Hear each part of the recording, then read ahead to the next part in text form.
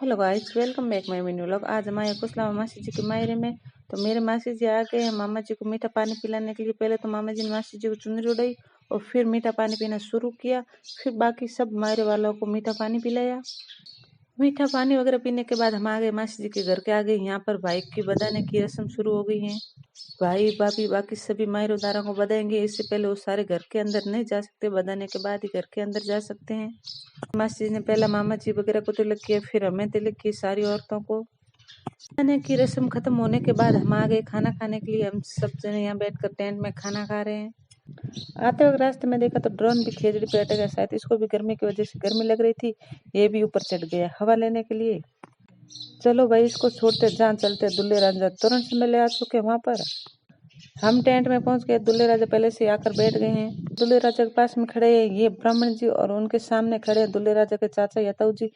ये कराएंगे इनके चूड़े की रस्म के तिलक वगैरह कराने के बाद जो लड़की के ससुराल से सारे गहने वगैरह आते हैं वो सब मायके वालों को दिखाए जाते हैं, सारे मेहमानों को दिखाए जाते हैं। उसके बाद मेरे मासी जी आ गए अपने जोइसा को दही देने के लिए। पहले तो मासी सा ने अपने बड़े जोइसा को तिलक वगैरह लगाया, उनको बधाया, फिर उनको दही दिया। फिर बारी आ गई छोटे वाले जोइसा को, उनको भी तिलक वगैरह लगाया, दही दिया, मुंह मीठा किया।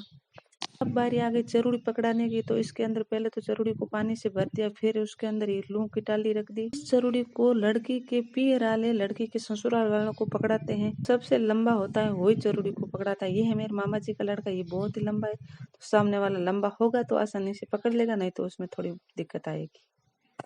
ये मेरे मामा जी का लड़का बहुत ही लंबे थे और सामने वाले इतने लंबे नहीं थे, तो उन्होंने काफी मेहनत की, फिर उसके बाद उसने आसानी से पकड़ा दी।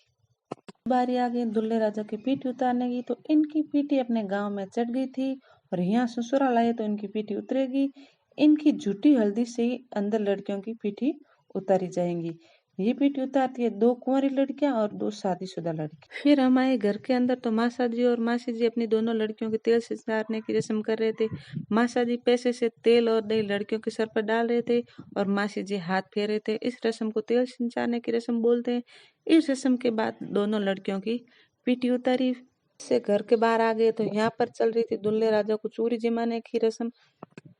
जो दुल्ले राजा की सासू माँ होती है ये गेहूं की रोटी का चूरमा बनाती है। उस चूरमे को उनके साले साहब उनको कवे देते हैं। तो इस रस्म को दुल्ले राजा को चूरी जिमाने की रस्म बोलते हैं।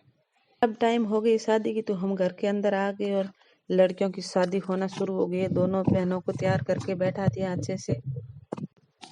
हमारे यहाँ शादी होती है तो उस टाइम लड़कियों को अपने पियर की पोशाक पहनाई जाती है और बाकी की सारे चूड़े वगैरह अपने ससुराल के पहनाए जाते हैं। जी ने चौरी चेतन कर दिए। घर के अंदर बहुत गर्मी थी और भीड़ भी काफी थी। हम चढ़ गए छत ऊपर का। छत के ऊपर से हम वीडियो बना रहे हैं और शादी की रस्म देख रहे हैं। सबसे पहले तो मेरी मासी जी की बड़ी वाली लड़की को फेरा वगैरह लगाया। पहले तो उनको आगे रखे 3 फेरों में, फिर उनको नीचे बैठाया, उसके बाद उसको चौथे फेरे में पीछे रखा और जोइसा को आगे रखा। आज का शादी का व्लॉग आपको अच्छा लगा तो प्लीज आप वीडियो को लाइक शेयर करें। फिर मिलेंगे न्यू व्लॉग में, तब तक के लिए बाय बाय।